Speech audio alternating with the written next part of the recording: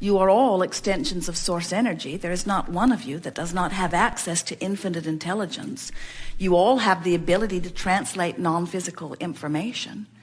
You all have something even better than what you are witnessing in Esther's ability to decipher energy and turn it into words. You have solar plexuses that give you emotional responses.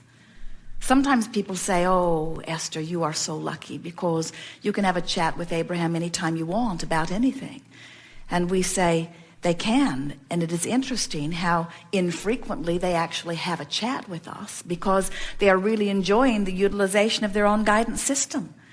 As Esther is driving the monster bus down the road with the Yukon in tow, all of that weight and all of that power and that great rate of speed flying down the freeway, and we are aware that there's something out there in the road that is different than what she is wanting to experience. She is not wanting to run over it. If we had to take the time for her, Esther, it's good time for you to go in meditation and quiet your mind and stop chattering with Jerry and listen to us and get her attention as we are tugging on her shoulder or on her ear. And now she's tuning in. Oh, yes, Abraham, what is it that you want to say? Oh, and by the way, it's a very nice day, isn't it? And you noticed what a beautiful day it is.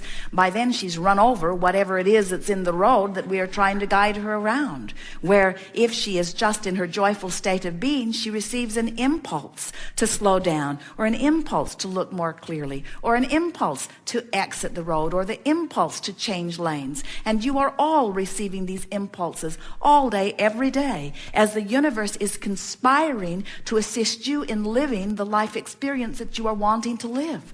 There is not something that is going on for which you have to overcome or compensate. In other words, you are not unworthy and now needing to work your way out of this unworthiness. You are the most worthy of the beings who have existed anytime, anywhere. And well-being is the legacy that is promised to you. And the entire universe is conspiring to work things out for you. And they are working out for you, and they are showing up in your life to the degree in which you will allow them to flow. In other words, life is being as good to you as you are letting it be.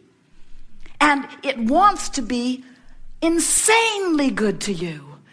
In other words, if you could get a glimpse of what's going on in your vibrational escrow and the fortunes that have been amassed there, and the ideas and the relationships and the clarity of life that is there for you. And so that's why we call this gathering the art of allowing.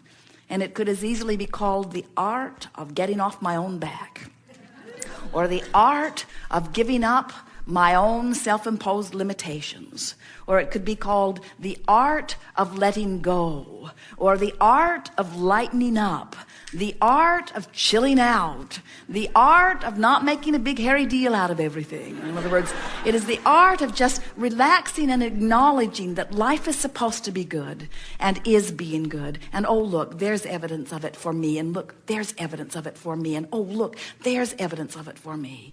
You are in competition for no resources whatsoever. You are as worthy as it gets. There is not one who is more deserving of well-being than you. And it's time for you to admit that on your own terms and practice what it would feel like. How would life be different if I really knew that I am worthy? How would life be different if I really knew that everything was supposed to go my way? Let those questions sort of move around in your mind a little bit, and let life be for you what you have carved it out to be. You are magnificent creators, and it has been our honor to interact with you. You are the leading edge of that which we are, and there is so much appreciation here for that which you are about. There is great love here for you, and for now, we are complete.